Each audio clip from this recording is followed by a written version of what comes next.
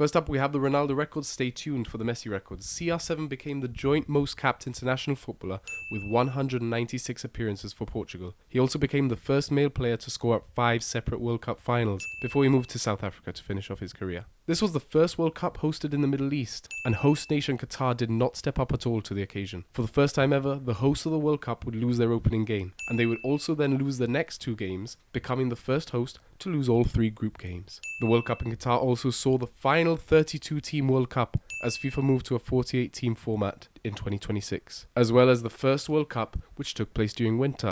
Controversial. The famous Battle of Nuremberg also had their record of most yellow cards in a game beaten, as Argentina beat the Netherlands on penalties. It was also the first time I've ever seen cards be dished out regularly during a penalty shootout, and we can thank Laos for those 18 yellows. On the topic of referees, this was the first World Cup with female officials, with Stephanie Frappart being the first woman to officiate a game at the World Cup.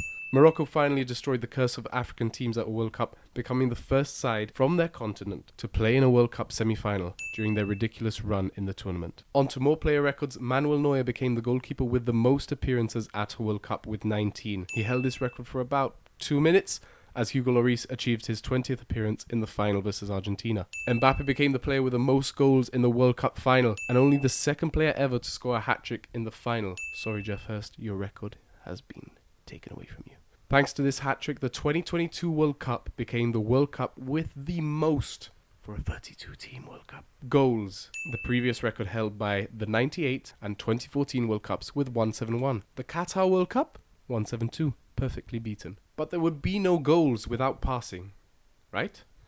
Right? Well, Spain became the team with the most passes in a single World Cup game with 1,034 versus Japan. But as we know, in that game, another record was broken, as Japan became the team to win while having the lowest recorded possession, with just 17.7% of the ball in that game. But what is more boring than watching your team pass the ball for 90 minutes? Well, England have you covered there. The Three Lions became the team with the most 0-0 draws at a World Cup, with 12 0-0 draws. Boring, boring England. And England's top goal scorer at international level has a new joint leader, as Kane joined Wayne Rooney on 53 goals with his penalty against France, but he could not do it again to become the outright top goal scorer, and that penalty will haunt my memory for a long time. At least Giroud became France's top scorer in the same game, which knocked England out, and that makes it okay, right? Because we all love Giroud. And with an assist from Griezmann, which made him the top assister for France too. Whoop-de-doo! It just collateral damage there. Well, who beat France in the final and has been declared the undisputed greatest player to ever kick a spherical football ever? Yes, Lionel Messi won his first World Cup and broke so many records. The first being the world record for making the most grown men cry at once. I was one of them.